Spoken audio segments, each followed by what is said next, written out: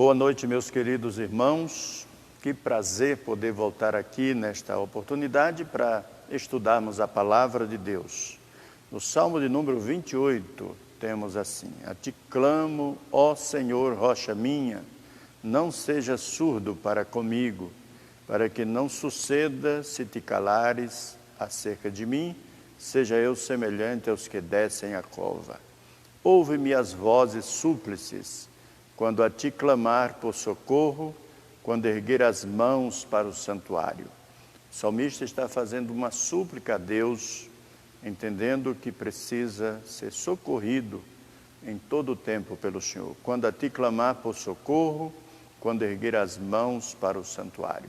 Estamos de volta com a presença do reverendo Marton.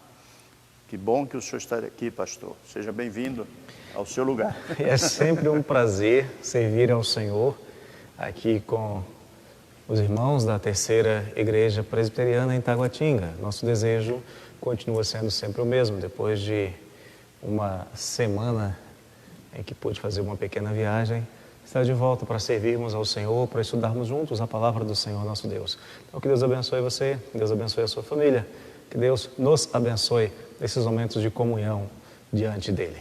Amém. Nós vamos, neste momento, orar, pedindo a bênção de Deus para esse tempo. Vamos buscar a face do Senhor. Nosso amado Deus, nosso Pai, bendizemos o Teu nome, ó Deus, nesta noite, por esta oportunidade boa que nos dás, quando podemos aqui, ó Deus, estudar a Tua palavra, refleti-la, ó Deus, em nosso coração, também transmitir esta palavra a muitos corações que passarão a nos ouvir, nos acompanhar através dessas mídias sociais. Ó Deus, dá que cada família que nesta hora se assenta, se acerca da Tua palavra, seja edificada, seja orientada, seja dirigida pelo Teu Espírito ao entendimento da Tua palavra. Abençoa a minha vida, a vida do reverendo Marton, a vida do Teu servo André, que está conosco, e aos nossos irmãos onde estiverem, guarda todos, ó Deus, e nos assista com o Teu Santo Espírito nesta hora de estudo da Tua palavra, em nome de Jesus. Amém. Amém. Nós vamos ler o Salmo 29, que nos fala da voz de Deus. E é dito assim, de forma alternada: tributai ao Senhor, filhos de Deus, tributai ao Senhor glória e força. Tributai ao Senhor a glória devida ao seu nome. Adorai o Senhor na beleza da santidade. Ouve-se a voz do Senhor sobre as águas, troveja, ó Deus da glória. O Senhor está sobre as muitas águas. A voz do Senhor é poderosa. A voz do Senhor é cheia de majestade. A voz do Senhor quebra os cedros. Sim, o Senhor despedaça os cedros do Líbano. Ele os faz saltar como um bezerro, o Líbano e o Sirion como bois selvagens. A voz do Senhor despede chamas de fogo. A voz do Senhor faz tremer o deserto. O Senhor faz tremer o deserto de Cádiz. A voz do Senhor faz dar cria às corças e desnuda os bosques. E no seu templo tudo diz glória. O Senhor preside os dilúvios.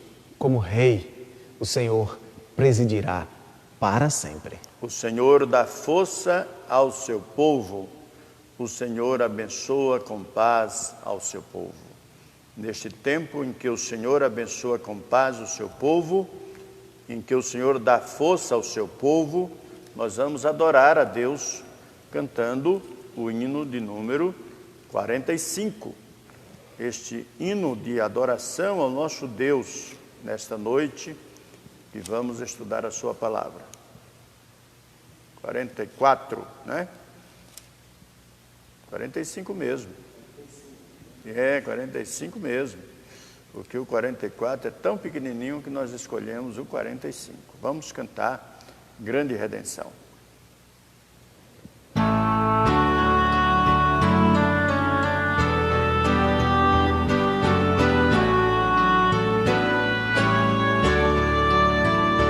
Milhares e milhares ouço cantando a Deus com gratidão.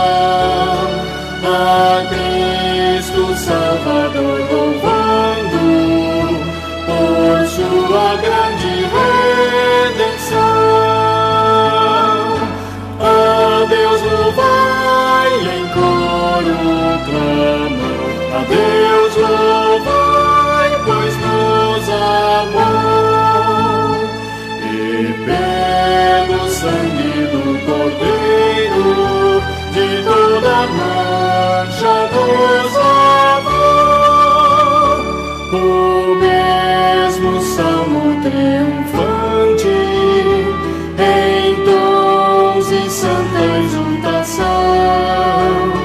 por todo o mundo vai subindo a Deus, autor da redenção. A Deus louvai nos vales soa, que os montes fazem ecoar. A Deus louvai o Deus da graça, que aos pecadores quer salvar.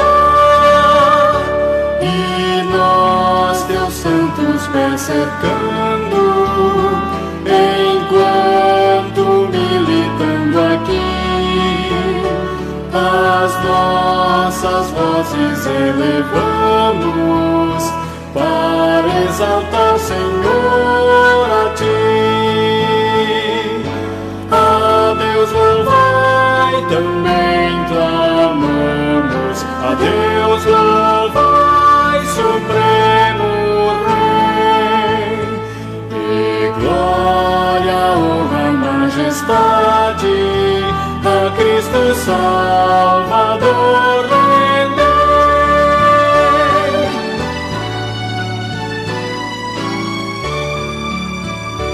Das trevas fomos nós chamados à tua pura e santa luz, da escravidão e do pecado nos libertaste pela cruz. A Deus louvai, cantemos todos. A Deus louvai, que nos remiu, e filhos seus e seus herdeiros, em Cristo nos constituiu.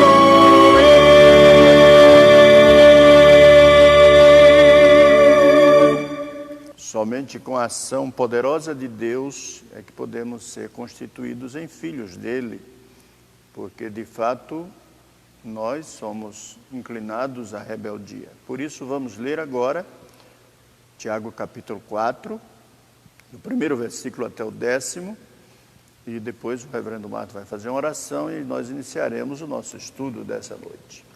Tiago nos diz: de onde procedem guerras e contendas que há entre vós? De onde, senão dos prazeres que militam na vossa carne? Cobiçais e nada tendes. Matais e invejais e nada podeis obter. Viveis a lutar e a fazer guerras. Nada tendes, porque não pedis.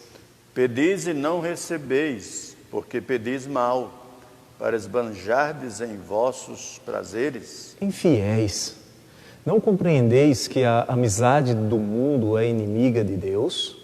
Aquele, pois, que quiser ser amigo do mundo, constitui-se inimigo de Deus. Ou supondes que em vão afirma a Escritura: é com ciúme que por nós anseia o Espírito que ele fez habitar em nós?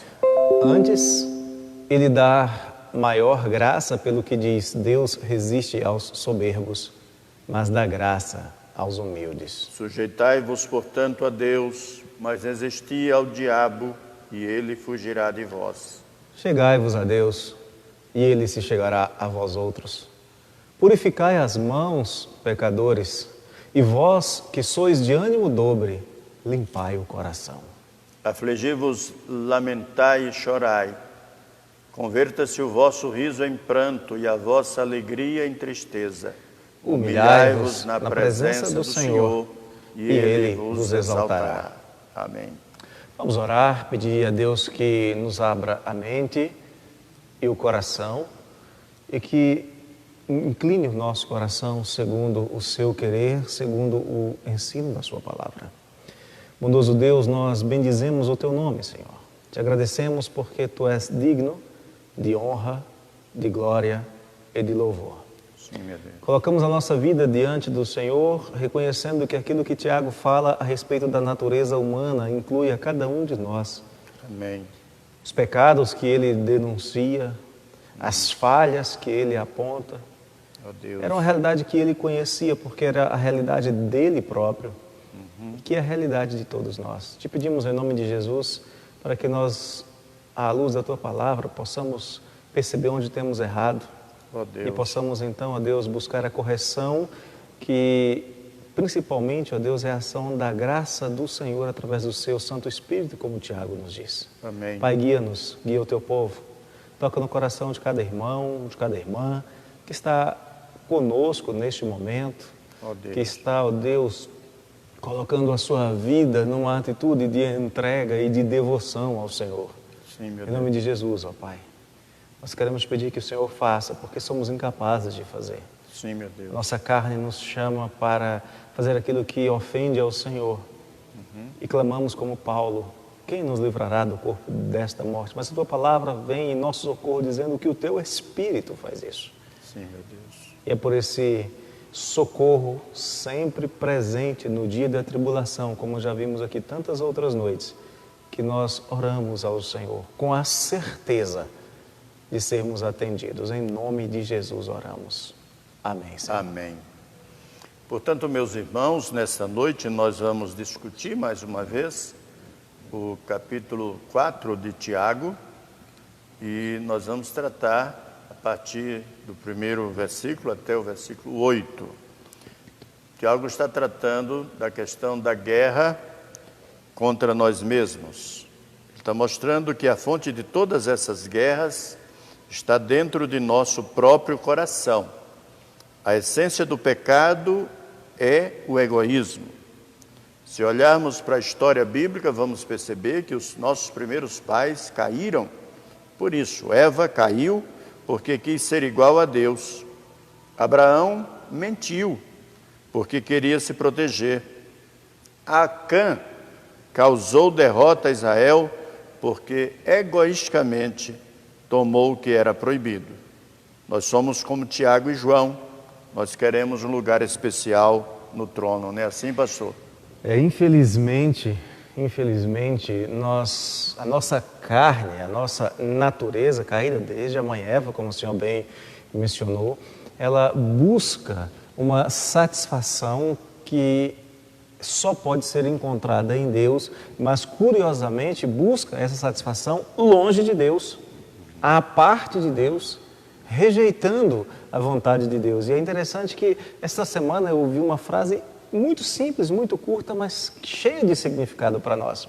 Ela diz assim: a fé é você ouvir o que Deus diz e aceitar.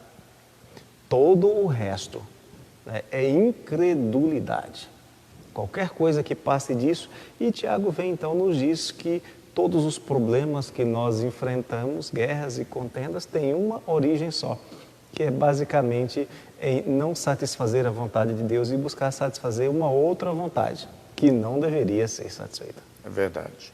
Portanto, os desejos egoístas são coisas perigosas para todos nós, seres humanos. Os desejos egoístas nos levam a ações erradas e eles levam também a orações erradas. Os nossos desejos egoístas nos levam a fazer orações erradas. Tiago agora, nesse texto que nós estamos estudando, ele se move do relacionamento errado com outros irmãos para um relacionamento errado com Deus. Porque quando as nossas orações são erradas, toda a nossa vida está errada.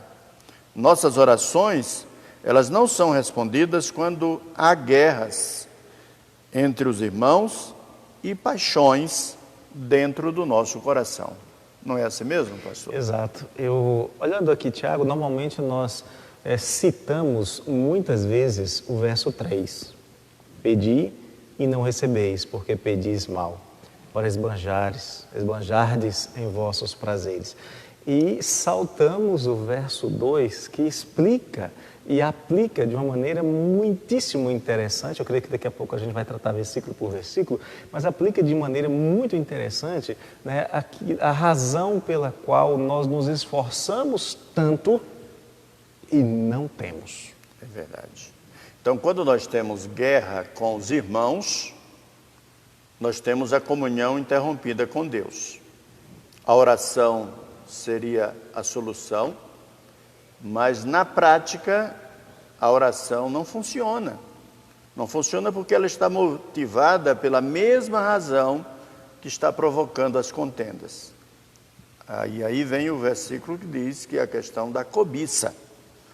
E há uma proibição bíblica quanto a isso. O 10º e último mandamento da lei diz: não cobiçarás. Então, se a cobiça é proibida por Deus na lei, qualquer ambiente onde ela surge, ela bloqueia o relacionamento com Deus. E é interessante mencionar aqui o verso 1, onde Tiago começa fazendo uma constatação.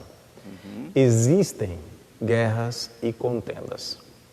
A princípio, poderíamos pensar que estas guerras e contendas, elas ocorrem num ambiente de incrédulos. Ocorrem num ambiente onde Deus não é conhecido. Mas Tiago sabia, e nós sabemos, que guerras e contendas existem onde há pessoas. E elas se manifestam, lamentavelmente, dentro também da Igreja do Senhor. Então, se nós poderíamos aqui aplicar isso ao mundo, às guerras que existem, mas eu gostaria de que, como sempre, nós chamássemos o ensino da palavra para a edificação das nossas vidas. E nós que somos a Igreja de Cristo, eu iria dizer nós que estamos na igreja, mas nós não estamos na igreja. Nós somos a Igreja de Cristo, o corpo vivo de Cristo, e ainda assim nós temos que lidar com essa triste realidade. Por quê? O verso 1 insiste dizendo: da busca por satisfação dos prazeres da carne. E aí o Senhor mencionou a cobiça. O que é cobiça? Cobiça é você desejar algo que não pode ser seu de maneira lícita, que você não pode adquirir ou que não está disponível para você de maneira lícita. É diferente de desejar. Você pode até desejar muito alguma coisa. Vou dar um exemplo muito simples. Você vai no mercado e ali tem um biscoito que você gosta muito e você deseja muito e você compra o biscoito. Foi-te lícito adquirir, o desejo foi lícito. Agora, se você não tivesse dinheiro e ainda assim desejasse e levasse o biscoito por outros subterfúgios, aí foi cobiça, aí foi ilicitude. Exatamente. Então, proibitivamente, a lei de Deus nos diz: não cobiçarás, no 10º e último mandamento da lei. Então, por meio dele, nós tomamos conhecimento da malignidade do nosso coração. Este mandamento nos aponta para dizer: olha, o seu coração é maligno. Romanos capítulo 7, verso 7, Paulo faz muito bem esse esclarecimento. Ele descobre este mandamento: não cobiçarás, não nossos atos, mas os nossos desejos, as nossas intenções. Ele tira uma radiografia do nosso interior. Quebramos toda a lei quando nós quebramos esse mandamento. Desejo egoísta e oração egoísta conduzem à guerra. E se há guerra do lado de dentro, certamente haverá guerra do lado de fora. É verdade. E devemos lembrar que Tiago já tratou do resultado da cobiça. É que a cobiça vai, após consumada, vai dar à luz ao pecado, e esse vai dar à luz à morte. Então, Tiago não está tratando aqui de um assunto que está solto na sua carta. Ele está lembrando: olha, eu já falei para vocês que a cobiça vai gerar o pecado, que o pecado vai gerar a morte. E é justamente o que ele diz no verso 2. Você cobiça, não tem nada. Você cobiça e mata. Você cobiça e inveja. Você cobiça e continua sem ter nada. E ele continua nessa toada, digamos assim, né? Falando: olha, a cobiça não é um bom meio de vida. Por quê? Porque ela vai prejudicar, entre outras coisas, a comunhão da igreja. Com certeza. Então, o nosso coração, que é o laboratório onde as guerras são criadas, e é também a estufa onde elas germinam e crescem. O campo onde elas são trabalhadas e onde elas passarão a dar o seu fruto maldito. É interessante observar uma dramática descrição que nós podemos perceber. Esta é uma lista de armas e estratégias usadas nas lutas e disputas da igreja. E o pastor há pouco apontava para a gente olhar para nós, para dentro. É quase tão verdadeira que chega a ser cômica. Essas armas, elas aproximam-se em muito as mencionadas aqui por Tiago. Quais são essas armas? A primeira delas é o míssil, ou os mísseis. Eles atacam os membros da igreja à distância. A pessoa não está presente, então joga à distância os mísseis. As táticas de guerrilha são armas emboscadas contra alguém que esteja desavisado. Então, a pessoa está desavisada e chega uma tática de guerrilha. O franco-atirador ou franco-atiradores são os críticos com boa pontaria. Eles sabem quem quer atingir e atinge. O terrorismo. Ninguém fica imune de ser atingido. É uma atitude que muita gente usa. As minas. Seu uso assegura que outros falharão em seus esforços de servir a Deus. Então, é aquele que diz, você não vai dar certo, isso aqui a gente já tentou, não deu certo. Espionagem, outra arma que existe muito no ambiente, às vezes, da igreja, é o uso de amizades para se obter informações potencialmente danosas sobre outras pessoas. Aquele que fica tentando descobrir o que está acontecendo com A, B, C, D ou F, é um tipo de espião. Um outro é a propaganda, é o uso da intriga para difundir informações prejudiciais sobre os outros. Uma outra arma é a Guerra Fria. Como é que é a Guerra Fria? Aquela que coloca em gelo um oponente, ao se evitar ou se recusar a manter diálogo com a pessoa, coloca ele num canto. A outra forma ainda é o ataque nuclear, que mantém o usuário desejoso de sacrificar a igreja se os alvos do seu grupo não forem atingidos. Então, você viu quanta arma perigosa é usada no ambiente da igreja? Tiago nos mostra a localização exata das usinas de fabricação de todas essas armas. E ele diz, o problema está em nós mesmos. Agora você observe o seguinte, observe esta descrição que foi feita de armas de destruição, individual ou em massa. Imagine isso num ambiente como a igreja.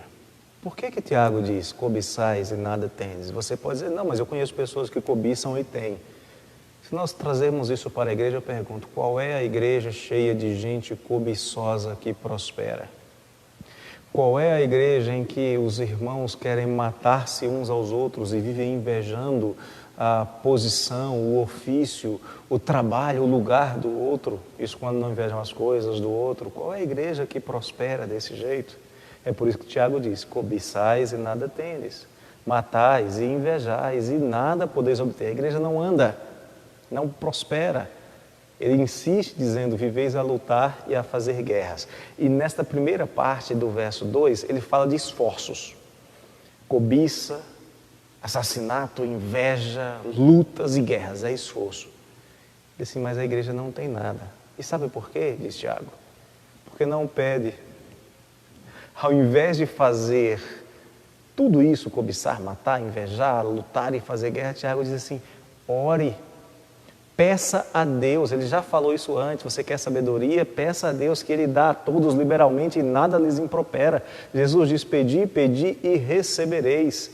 E aqui ele diz, a igreja que vive desse jeito descrita no verso 2, ela não tem nada, porque não pede. E quando pede, não recebe. Mas é contrassenso nas palavras de Jesus? Não. Jesus disse que tudo quanto nós pedíssemos em seu nome, Ele nos daria. E seu nome significa sua autoridade, seu governo, seu reino, seu interesse. E aqui Tiago diz, pedis e não recebeis? Porque pedis mal. Porque não pedis para o reino. Porque pedis para esbanjardes em vossos prazeres. Senhor, eu quero ser eleito para um cargo na igreja. Para quê? Eu quero ser presbítero. Para quê? Para mandar na igreja? Eu quero ser diácono para que as pessoas te respeitem. No reino, o cargo, o ofício significa mais serviço. Exige mais humildade. Exige mais mansidão. Então, veja só que Tiago faz esse jogo de palavras, digamos assim. Ele diz: você quer ganhar? Você quer ver a sua igreja prosperar? Para de agir segundo a carne e vai orar. Vai pedir a Deus, vai se colocar à disposição do Senhor e você vai ver que a sua igreja vai ser abençoada. Exatamente assim. Então, percebemos aí que toda luta começa neste ponto onde nós estamos tratando, com aquela guerra entre nós mesmos, ou aquela guerra em nós mesmos. Agora, Tiago vai nos apontar para a guerra contra Deus, a partir do versículo 4. Tiago vai dizer que a raiz de toda guerra é rebelião contra Deus. A pergunta é: como é que um crente pode estar em guerra contra Deus? É simples, você basta saber. Quando um crente está cultivando amizade com os inimigos de Deus, ele iniciou uma guerra contra Deus. E Tiago cita aqui 3 inimigos, que são os inimigos clássicos que nós conhecemos, com quem nós não podemos ter amizade, se nós desejamos viver em paz com Deus. Tiago fala de tentações que estão fora de nós, e nesse caso ele está falando do mundo, está falando da ação do diabo, e falam de tentações que estão dentro de nós, que está falando nesse caso da nossa própria carne. Não é isso? Esses 3 inimigos estão presentes aí. Ele vai concluir no verso 7 falando do inimigo espiritual, né? Do diabo também. Isso. Então veja só que coisa interessante que ele diz aqui.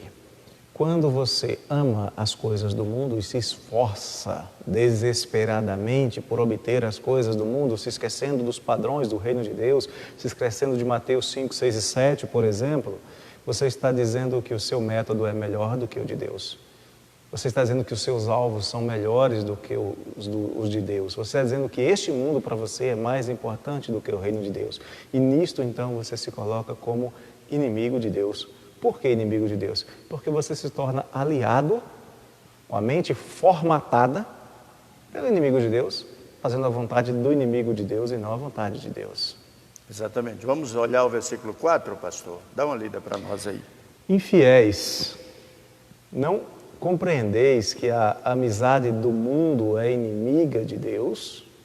Aquele, pois, que quiser ser amigo do mundo, constitui-se inimigo de Deus. É disso que Tiago está falando nesse momento em que está nos lembrando como é que nós entramos em guerra contra Deus. Ele está falando daquela relação que nós buscamos ter com o mundo.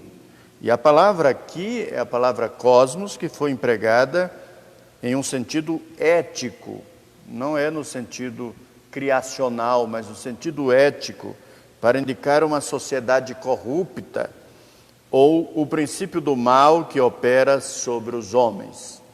O mundo aqui também é a sociedade humana, com seus valores, com seus princípios, com sua filosofia, vivendo distanciada de Deus. A sociedade humana vivendo à parte de Deus. Esse sistema que rege o mundo é anti-Deus. Se o mundo valoriza a riqueza, nós começamos a valorizar a riqueza também. É assim que devemos proceder? Se o mundo valoriza o prestígio, nós começamos a valorizar o prestígio. É assim que devemos proceder?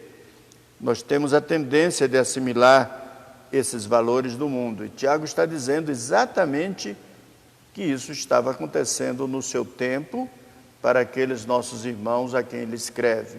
Ele disse: infiéis, vocês não compreendem que a amizade do mundo é inimizade de Deus? Aquele, pois, que quiser ser amigo do mundo, constitui-se inimigo de Deus.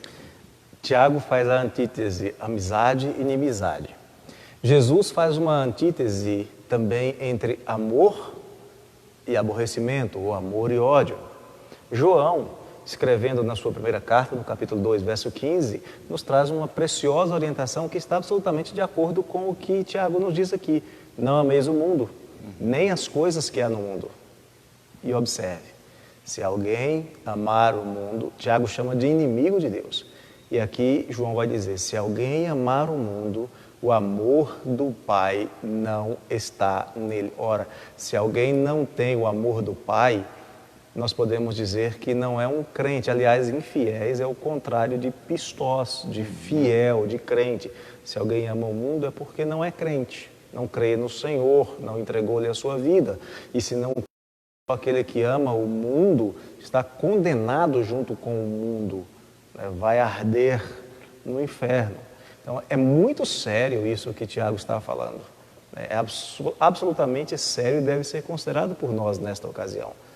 Se você ama o mundo, é bom você começar a repensar para que não seja lançado no inferno junto com o mundo. Exatamente. Então, um crente, ele pode tornar-se amigo do mundo, mas isso não é no instalar de dedos de uma só vez. Isso acontece gradativamente. Como é que acontece? Primeiro, sendo amigo do mundo, é o que diz o versículo 4, amizade do mundo. Segundo, sendo contaminado pelo mundo, como já nos disse Tiago no capítulo 1, verso 27. Terceiro, amando o mundo, como foi citado, 1 de João, capítulo 2, verso 15 a 17. Como é que ele vai crescendo nessa direção? Quarto, conformando-se com o mundo, conforme diz Romanos 12, verso 2. Qual vai ser o resultado? É ser condenado com o mundo, como aqui acabamos de ouvir. 1 Coríntios, capítulo 11, verso 32. Acho que vale a pena você olhar esse texto, porque ele é muito precioso nesta hora, para você de fato dizer, não, mas eu sou crente, crente não perde a salvação, crente não é condenado. Mas como é que é crente e vai andando segundo os padrões do mundo? Não há como disso proceder. Achou o texto aí, pastor? Sim, claro. A palavra do Senhor diz assim, mas quando julgados, somos disciplinados pelo Senhor, para não sermos condenados com o mundo. Então, o resultado é que poderá ser condenado com o mundo, porque, de fato, nunca experimentou da graça de Deus. Assim nós seremos salvos como que por meio do fogo, como diz Paulo escrevendo aos Coríntios, no capítulo 3, versículos de 11 a 15. Meus irmãos, a amizade com o mundo é uma espécie de adultério espiritual. O crente está casado com Cristo, deve ser fiel a Cristo, como dizem vários textos das Escrituras, para citar alguns, Isaías 54, 5, Jeremias 3, de 1 a 5, Ezequiel capítulo 23, Osés capítulo 1 e 2, e 1 Coríntios 11, verso 2. O mundo, meus irmãos, é inimigo de Deus, e ser amigo do mundo é constituir-se em inimigo de Deus. Não tem meio termo. E quando a gente fala sobre isso, me veio à mente aqui, né, há uma cena de um filme que alguns talvez já tenham assistido, Indiana Jones e o Templo da Perdição. Né, o inimigo do Indiana Jones está lá no templo e começa a desabar tudo. E ele então enche os seus bolsos de ouro, de joias e etc. Só que o peso o impede de sair a tempo. Então foi condenado à morte pelo amor que tinha às riquezas.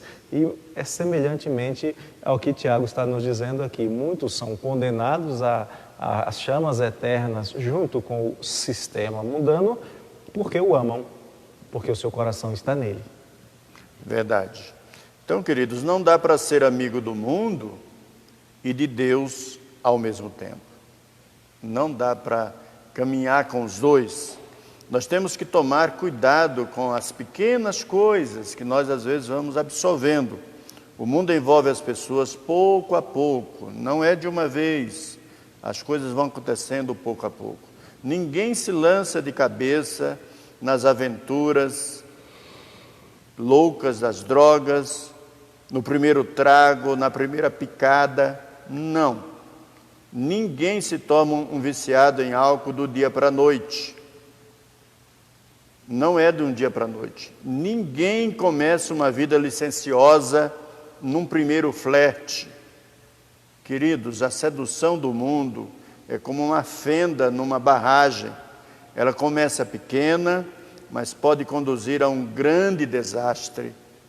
Como nós vamos contar aqui, você conhece fatos sobre essas situações de desastres ambientais por causa de pequenas fendas numa barragem. Ou, como o próprio Tiago já mencionou anteriormente, uma pequena chama que incendeia uma floresta inteira. Às vezes até nem é intencional isso. O Salmo 1 fala sobre uma progressão na ambientação com o pecado. E às vezes as pessoas colocam florestas inteiras em chamas sem querer. Vai passando, joga uma garrafa de refrigerante, de vidro, por exemplo, e esse vidro acaba acendendo uma chama. Mas o fato é que basta uma pequena chama, né, e ela vai crescendo. Se, isso é importante lembrar, se não for impedido o seu progresso, se não for impedido o seu avanço. Com certeza. Então eu vou contar aqui alguns fatos. Eu vou contar um primeiro fato, que é um fato mais geral, não é muito ligado a nós, mas só para sabermos. É contado pelo evangelista Luiz Palau. Ele comenta dizendo: quando a imensa represa Tetondã, no sudeste de Idaho, desmoronou em 5 de junho de 1976, todos ficaram aturdidos.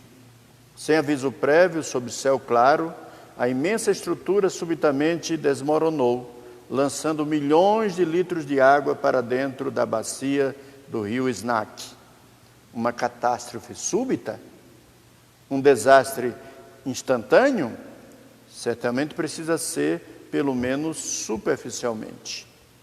Certamente parecia ser, mas superficialmente. Mas abaixo da linha da água, numa profundidade em que os engenheiros não podiam ver, ocorria a propagação de uma rachadura oculta que, de forma lenta, porém gradual, enfraquecia toda a estrutura da represa. Aquilo começou de forma bastante significante. Apenas um pequeno ponto frágil, uma pequena ponta de erosão. Ninguém via e ninguém cuidara do problema. Quando a fenda foi detectada, já era muito tarde. Os empregados da represa tiveram apenas de correr para salvar as suas vidas e de escapar de serem levadas pelas águas. Ninguém vira a pequena rachadura, mas todos viram o grande desmoronamento. Agora, falamos desse fato que ocorreu em 1976, mas você, que é brasileiro e mora aqui perto das Minas Gerais, sabe o que aconteceu em 2 barragens. A de Mariana, que foi em 2015, e a de Brumadinho, em janeiro do ano passado. É interessante mencionar, enquanto o senhor falava dessa primeira aí, eu realmente me lembrava desta, especialmente da última, da mais recente, e uma expressão que o senhor usou foi: muitos dos funcionários só tiveram tempo de fugir. Em Brumadinho, não. É verdade. Não deu tempo. Mais de 200 pessoas. Às vezes não dá tempo. Aliás, para aquele que está profundamente envolvido com estas guerras, embora se ache espiritual, embora alguns até acham que estão trabalhando pelo reino de Deus, são lideranças, lamentavelmente, é caminho de morte, é caminho de perdição. Pastor, infelizmente, às vezes até líderes, né? Eu já ouvi e tenho acompanhado nesse tempo de pastorado um pastor dizer: alguém o viu praticando adultério, né? Fugindo do propósito de Deus, e ele disse: não, mas eu prego os melhores sermões agora. Então veja que as pessoas às vezes encontram justificação, ou justificativa, né? Há ambientes em que o mundo realmente engole a vida da pessoa. Então, cuidado. Você, meu irmão, eu preciso de muito cuidado para não ser seduzido pelo mundo. Mas Tiago nos fala no versículo 1 e no versículo 5. Eu vou ler o versículo 1, o senhor leu o 5, pastor. Tiago faz assim: de onde Tiago faz essas perguntas. De onde procedem guerras e contendas que há entre vós? De onde, senão dos prazeres que militam na vossa carne? Ou supondes que em vão afirma a Escritura, é com ciúme que por nós anseia o Espírito, que Ele fez habitar em nós. Então, este grande inimigo contra Deus está dentro de nós. É a nossa própria carne. A carne, meus queridos irmãos, é a nossa velha natureza. Aquela que no dia em que você disse que abriu seu coração para que Cristo fosse rei na sua vida, começou a ser destruída. Mas ali você, num dado momento, ressuscita o velho homem, retoma a velha natureza. A carne aqui não pode ser vista como nesse corpo, o corpo físico. O corpo não é pecaminoso. Não é a matéria que é pecaminosa em si.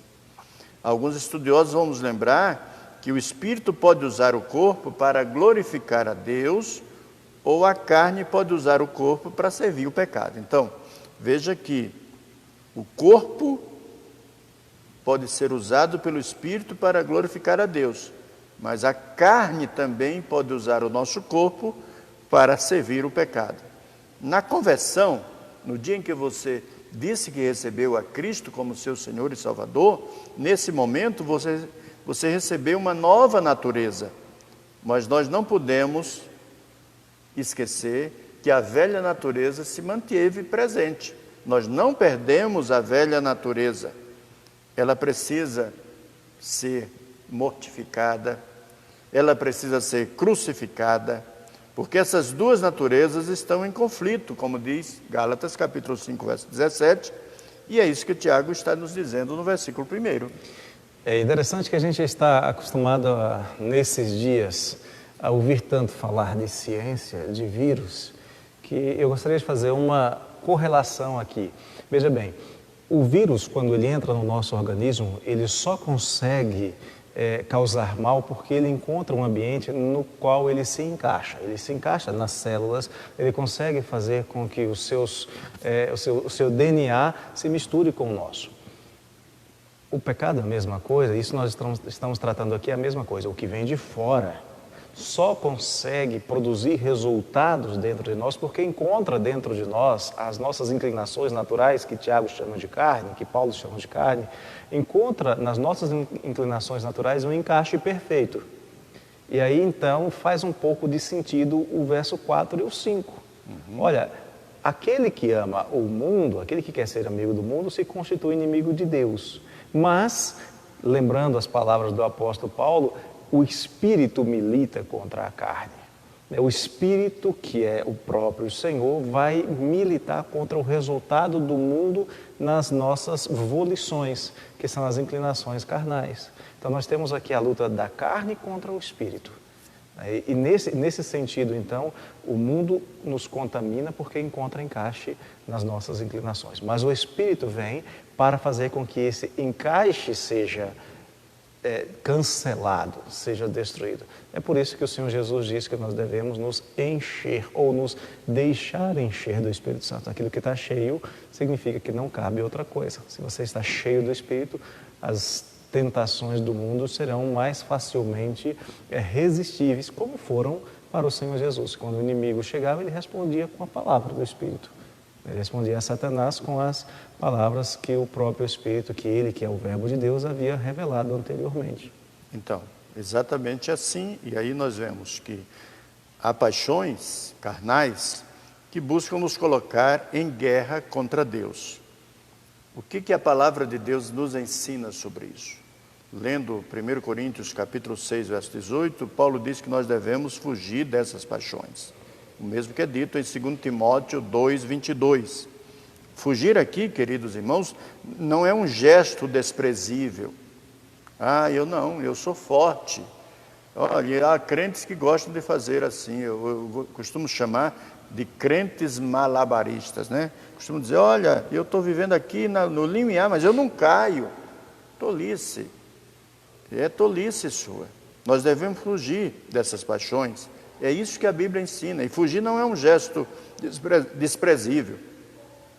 Nós podemos olhar nas Escrituras o exemplo de José do Egito. Ele fugiu da mulher de Potifar.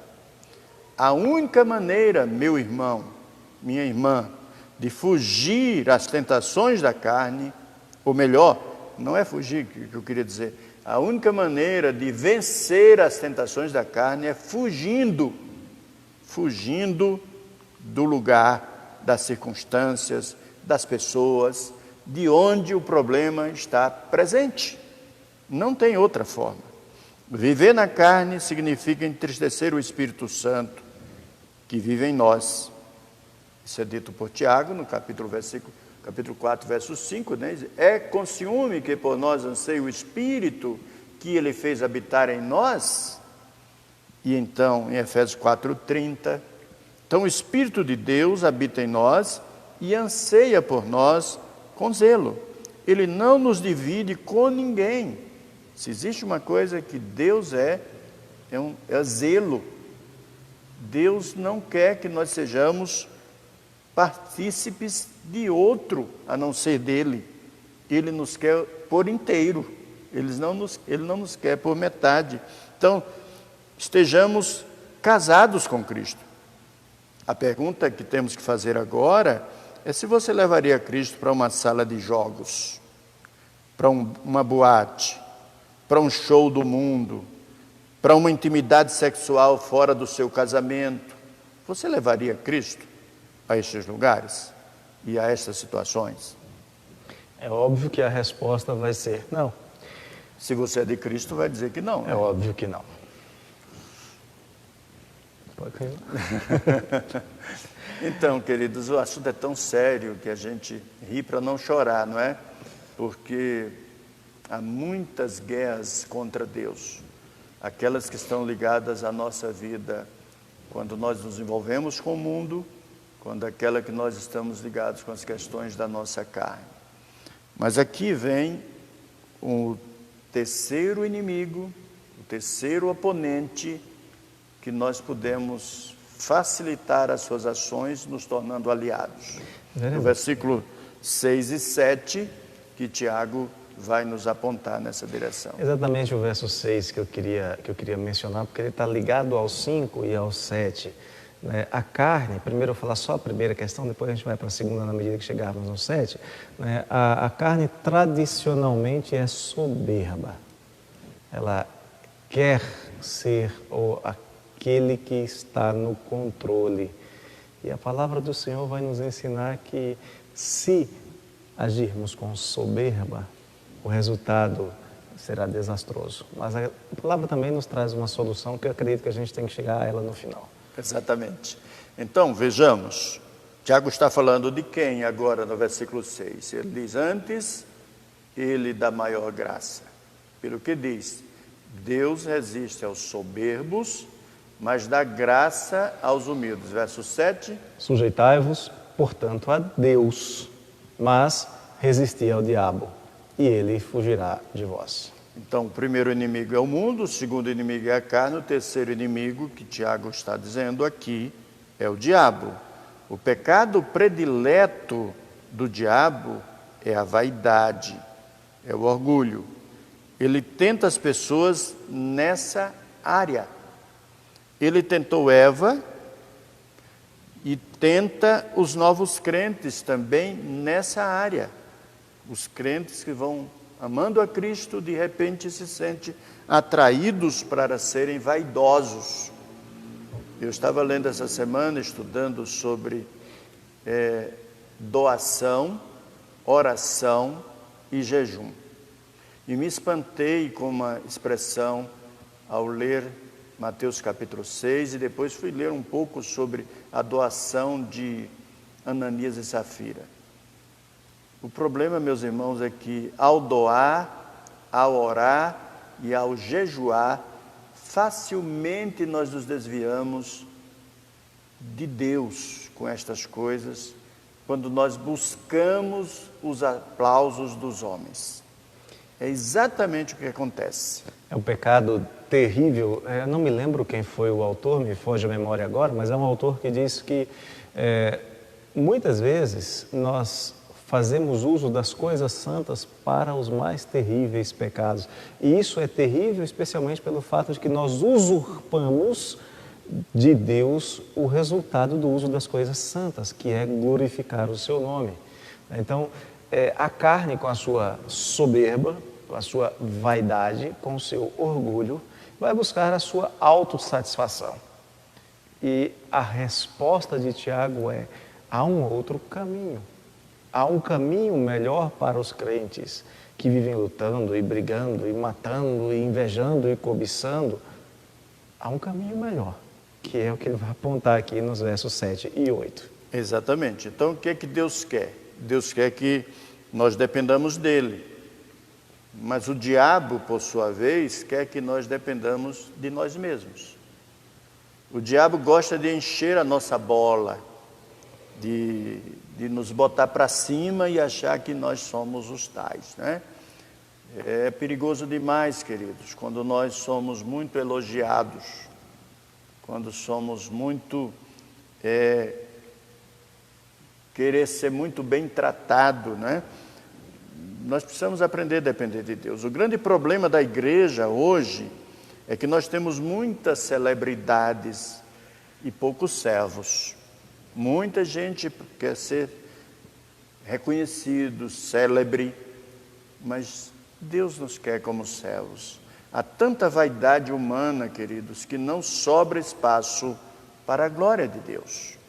Onde há vaidade humana, não pode sobrar espaço para a glória de Deus. E Tiago diz, a solução para isso é: sujeite-se a Deus. Sujeite-se a Deus, chegue-se ao Senhor, se aproxime de Deus humildemente. Lembrando que a palavra do Senhor também nos afirma que é necessário que nós nos humilhemos perante o Senhor para que no tempo oportuno Ele nos exalte. E o que tem acontecido é a busca por autoexaltação. Mas o resultado disso vai ser, no tempo oportuno, aquele que se exaltou será humilhado. Infelizmente, hoje nós não temos tempo, a gente precisa andar um pouquinho. Não, nós não vamos tratar disso hoje, pastor. Eu quero deixar o nosso povo para a gente tratar desse assunto. Ok, então vamos lá. Deixa eu só contar uma história, né, sobre...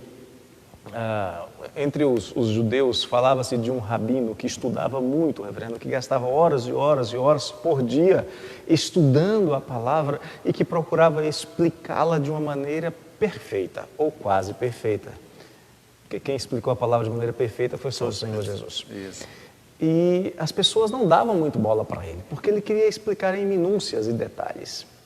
Então ele fez uma oração ao Senhor, dizendo: Senhor, eu quero ter o meu trabalho reconhecido. Eu quero que as pessoas vejam: olha, ali vai o rabino fulano de tal, que prega bem, que ensina bem, que fala bem, que é estudioso, que é dedicado, que é fiel. E a partir daquele dia, por onde ele passava, as pessoas o louvavam e batiam palmas, né? E, enfim, faziam tudo aquilo que ele tinha sonhado. Até que chegou o dia em que ele morre e vai habitar no céu. Lá está posta uma mesa cheia de coisas maravilhosas para ele. E quando ele se acerca da mesa, quando ele põe a mão sobre a mesa desaba. Aí ele pergunta: mas como? Procura, obviamente, Moisés, é um rabino, mas como? Por que as coisas são assim para mim? E o rabino e Moisés então diz: porque uma parte do que você queria de honra, você já recebeu na terra. Tua mesa não fica em pé, porque eu usei um pedaço da honra, que seria essa perninha aqui, para você receber louvores na terra. Agora ela te falta. Trazendo isso para a nossa realidade, que é muito mais grave, é só uma ilustração, a busca por honra, fama, tem feito com que muitos se percam, com que muitos abandonem a pregação da verdade que Deus quer que seja pregada, para pregar aquilo que as pessoas gostam de ouvir. E tem muitos ouvidos com coceiras, desejando coisas agradáveis. Eu gosto muito de lembrar, eu sempre cito, e até uma divisa de meu ministério, as palavras do profeta Micaías. Não escreveu nenhum livro na Bíblia, mas ele diz assim: tão certo como vive o Senhor, o que o Senhor me disser, isto falarei. Não havia risco, custo que o fizesse mudar desse propósito. Então é importante que nós nos lembremos disso. humilhar-nos perante o Senhor vai nos dar forças e nos ajudar a resistir às Exatamente. inclinações do mundo, às inclinações da nossa carne e às orientações daquele que quer a nossa morte, que quer nos destruir, que é o diabo. Exatamente. A pergunta que nós vamos deixar é como podemos vencer esses três inimigos, que é o assunto que teremos. Mas nós vamos cantar, e no 217 é o desprendimento. Tal como estou, sem me esquivar, me entrego a quem me quis salvar, pois padeceste em meu lugar, ó Salvador, eu venho a ti. Vamos louvar a Deus. São 6 estrofes, mas eu queria que você acompanhasse. Este hino, 217, tem tudo a ver com o que nós hoje estudamos. As guerras contra nós mesmos e a guerra contra Deus, aliados com estes 3 grandes inimigos: o mundo, a carne e o diabo.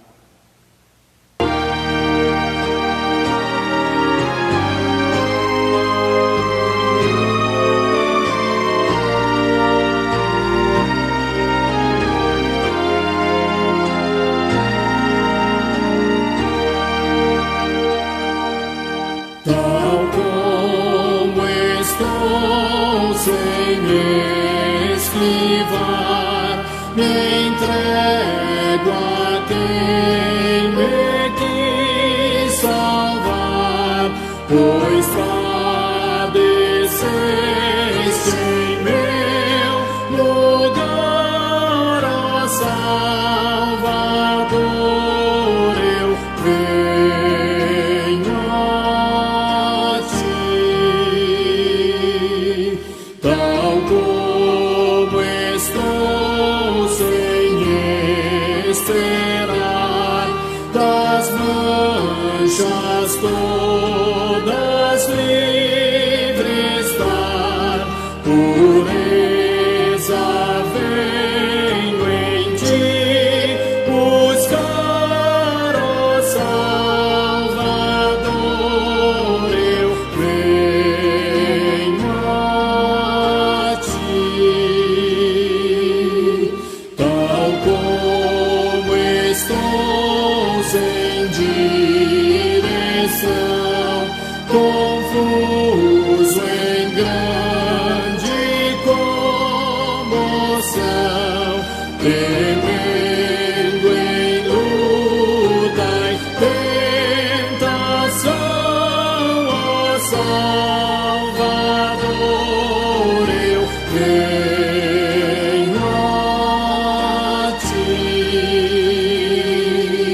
Tal como estou na escuridão, me estendes tua santa mão, e em ti encontro a salvação, ó Salvador, eu venho a ti. Tal como estou, me acolherás,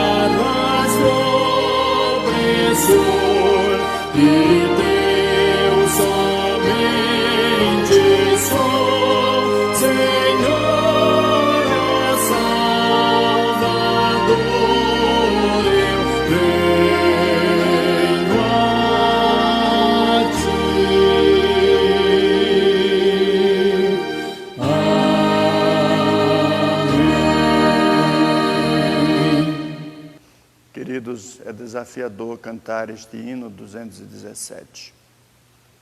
Eu quero lhe recomendar um livro do Dr. Russell Shedd sobre esses três inimigos: o mundo, a carne e o diabo.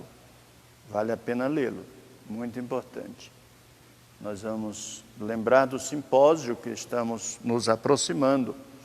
No próximo dia 20, iniciaremos aqui uma semana inteira de ministração do Evangelho, o Evangelho da Graça.